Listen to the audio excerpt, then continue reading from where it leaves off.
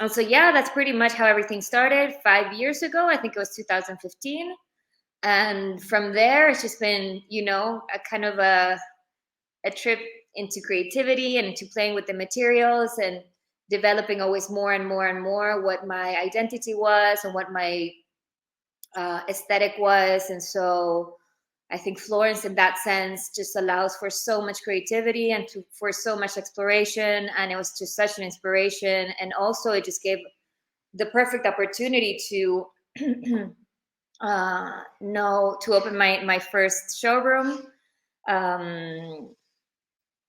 get to know so many people coming by, seeing not only the things in live, but also seeing how things were getting done. And I love sort of replicating that model from the school where I learned that, I thought it was really beautiful to be able for people to see, the behind the scenes and seeing how really it is a labor of love in terms of everything that you get to do with your hands, the braiding. A lot of our bags have braidings and punch details, and it's really, you can really feel the kind of the handmade out of it. And so I love the fact that, that also that feel of the school kind of stayed with me and replicated also in my model of wanting to present my brand and wanting to present, the love for the craft that we do every day. And Yeah, keep that's developing new great. stuff. We're very lucky. Go on, go on. Yeah,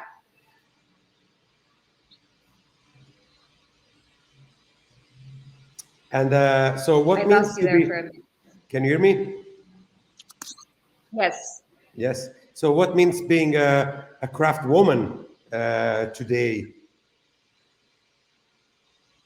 I mean, I have to say, since the beginning, I think in my family, there was really no distinction.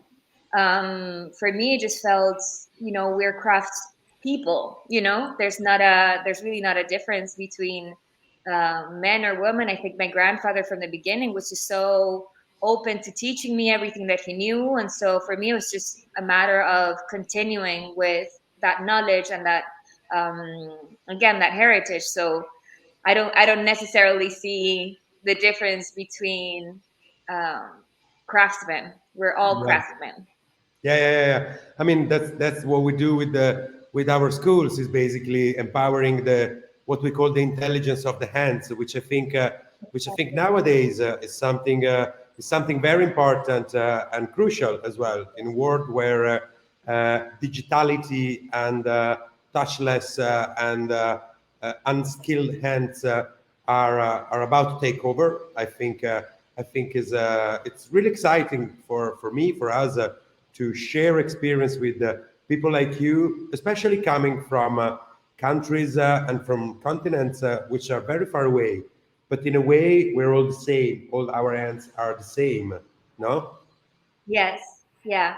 And like you say, this intelligence of the hand, I thought that it was just so beautiful, and it was something that I wanted at the moment that I started, because I remember working in jewelry and other materials and other things, but for me, it was immediately the contact that I had with the leather and kind of its warmth and the whole thing. And then so that was one of the reasons why I loved, the school and the way that it was settled, because immediately you would be touching the leather and cutting it and, and trying it. And there's such a very different thing of you creating everything with your hands, that it also kind of helps your mind in a creative way and feel the weight of it and moving it. So it's just like such a, completely round experience for even me as a designer, where you're used to just grabbing a pen and paper and just trying to draw from your mind.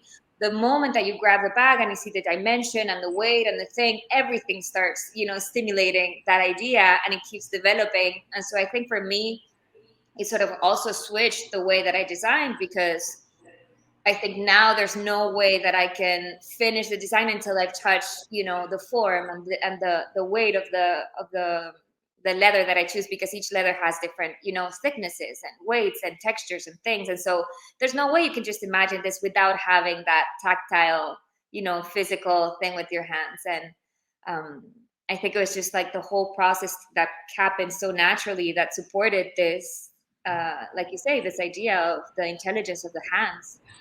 Yeah, yeah, we really believe in that, and we strongly believe as well that craftsmen today, I don't know what's your point, but as a new role in the society, especially speaking about sustainability, speaking about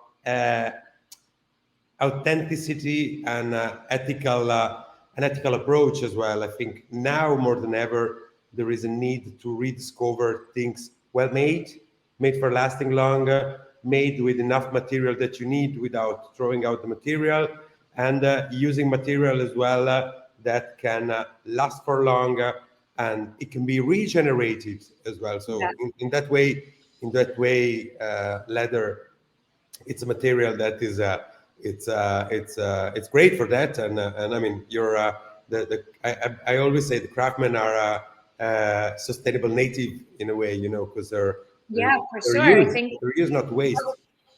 that was another experience that I had. I remember the beginning years of the brand was actually me making each bag by myself, which at some point after that it became unsustainable because of course the more you grow, then you need to outsource and kind of need help. But one of the things that I wanted was that um, my support team would also be artisans, so everything gets made by hand anyway.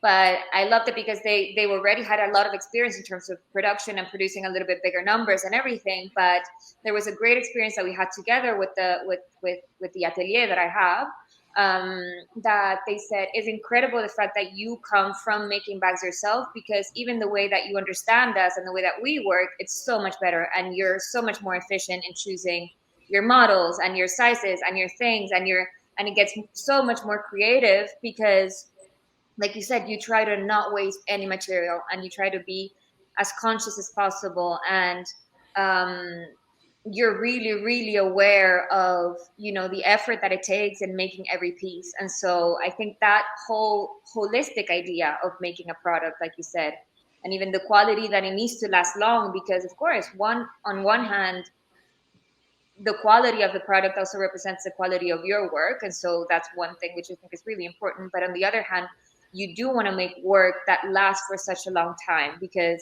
on one hand you put so much effort into it, there's so much love behind it, and I think there's really there's something about the artisan making his product that it almost feels like a baby, and it almost feels like it's really hard to disconnect with from the love that you have for that thing that of course you want it to last forever, you know. And so in that sense, we're creating a much more significant product. We're not creating, you know, something that could be thrown away tomorrow. And so just everything that's connected around it, the people that get to work in it, the people who buy it, the just the whole thing, the whole ecosystem around this artisan product is just a lot more sustainable, more significant, more valuable. And I hope things start moving more into that direction in anything that we do. Thankfully. Hmm. Yeah, and you're right. I mean, and I mean, of course, in this frame, we have to remember as well one important thing, which is price to the market, to the consumer as well, and Yeah. consumer, and be more aware that spending more doesn't mean at all waste money. Because I mean, a good bag and a good pair of shoes and a good hat can last easily with good maintenance for decades, and which Yes. means that something that cost one quarter of it and in last 2 years, it's not the Yeah. same good investment that you can do. And I mean, a good bag, you can give it to your kids, you know, at some Yeah, point. for sure. And I think that's the basic of. I mean, we will consume in the next centuries, but we need to consume better with that frame of mind. And I think the message that young entrepreneurs like you in this field are giving to others are really profound, really deep. You know, it's and I appreciate that. So, and what means to be not only a craftsman but be an entrepreneur as well? Haha. That's even more difficult. I know it's challenging. I mean, it's It's satisfying. very challenging. It's like Yeah, putting another hat. I think you're yeah, constantly changing hats, and I think that's the more challenging. Also, because I think, like I mentioned before, sometimes being an entrepreneur means having to make difficult choices, and also being the designer, and you know, wanting to have and create such a quality product, sustainable, and these things that, like you said, it's a very different cost of having a mass produced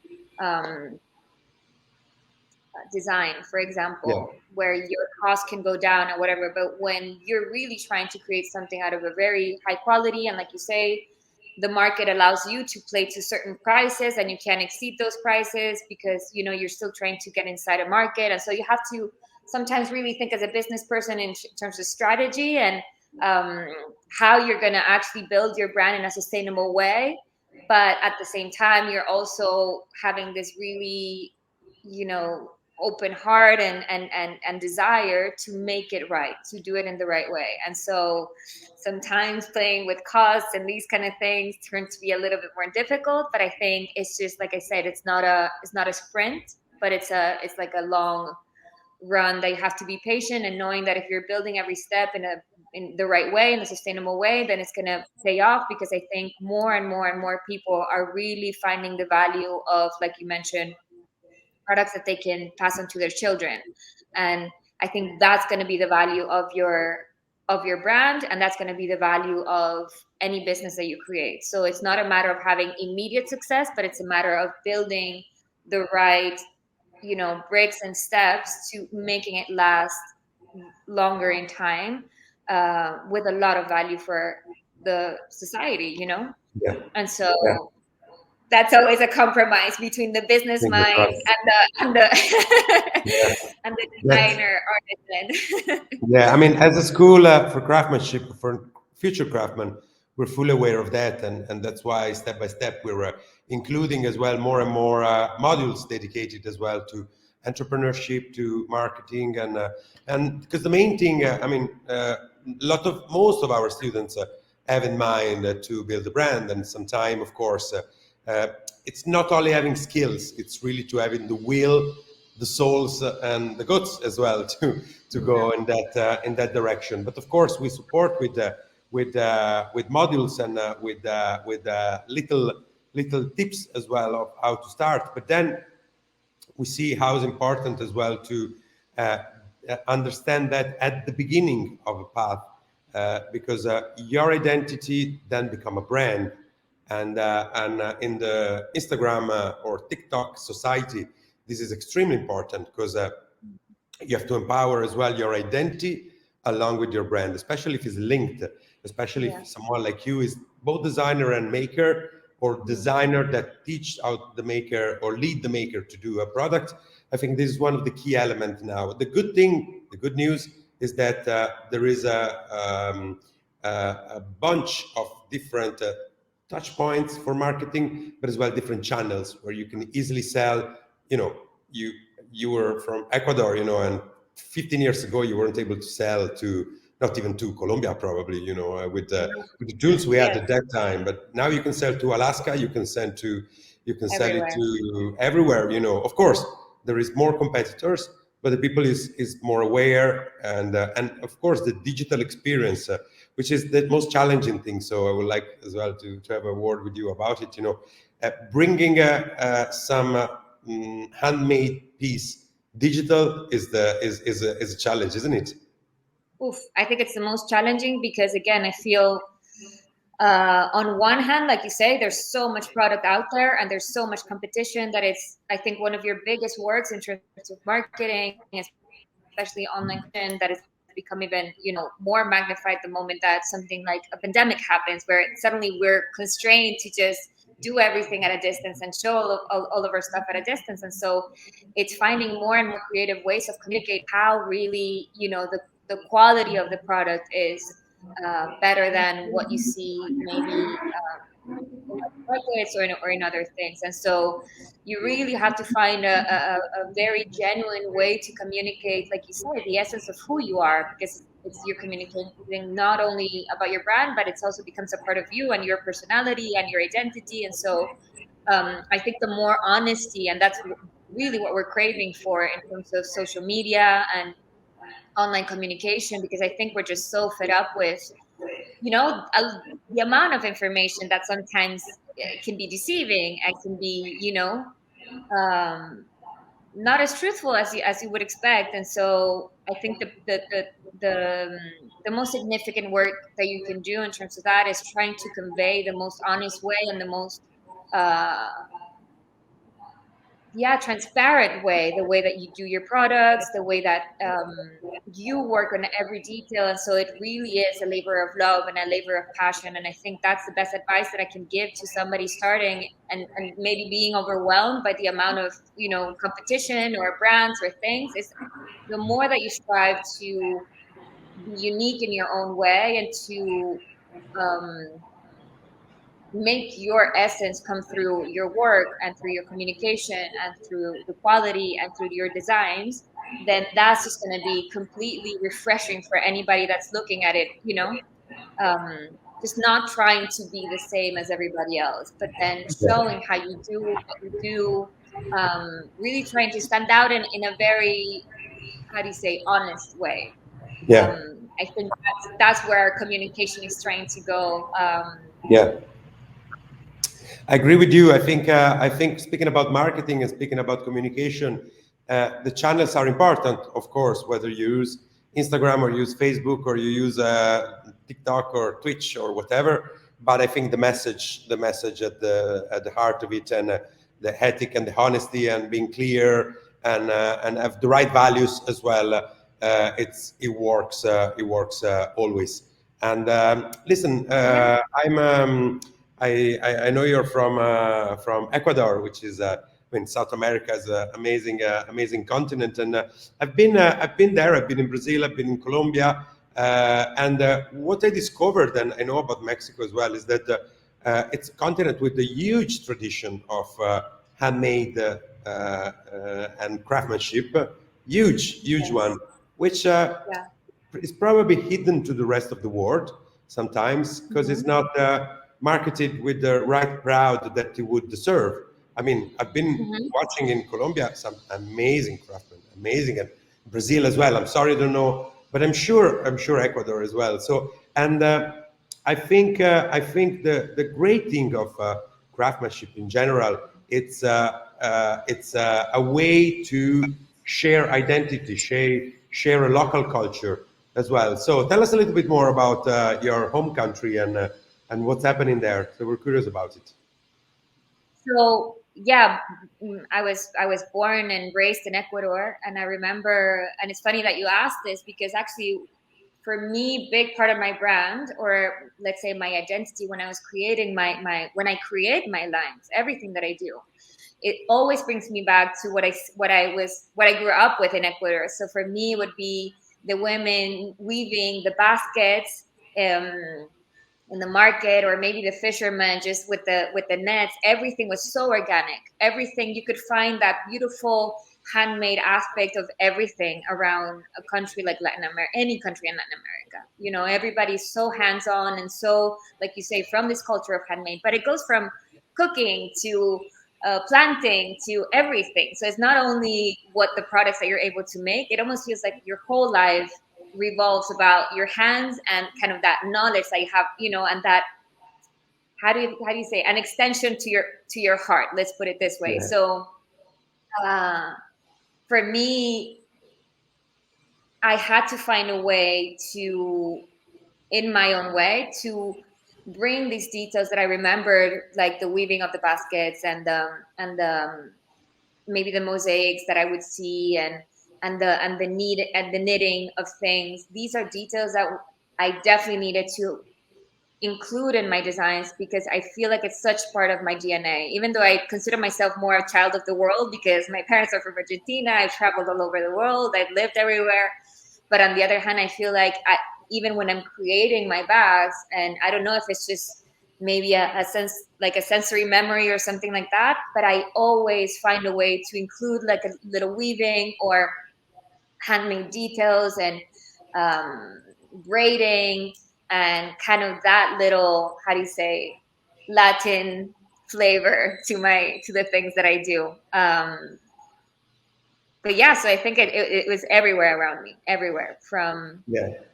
from cooking to everywhere. You would find it. Yeah. You could not That's a escape great. it. That's a great thing of our school, of Scuola del Cuoio and Scuola, and the leather-making program, especially as a very rich demography. So we've had students from Italy, from South Korea from America, from South America, from Russia, from everywhere in the world, which makes it,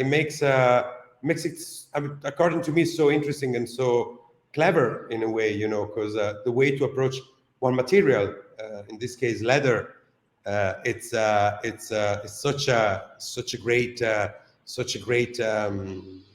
way of learning from different point of view and different needs, Yeah. different very enriching. So thanks very much, Maria Clara. It's been Yeah, it's wonderful to a stay with pleasure. you. So we're all waiting for your new collection to come out. So how are we gonna find?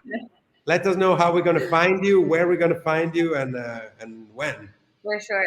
You'll be the first to know.